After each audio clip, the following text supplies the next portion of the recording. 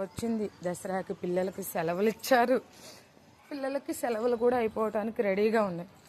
మాకు మాత్రం ఒక్క సెలవు కూడా లేదు.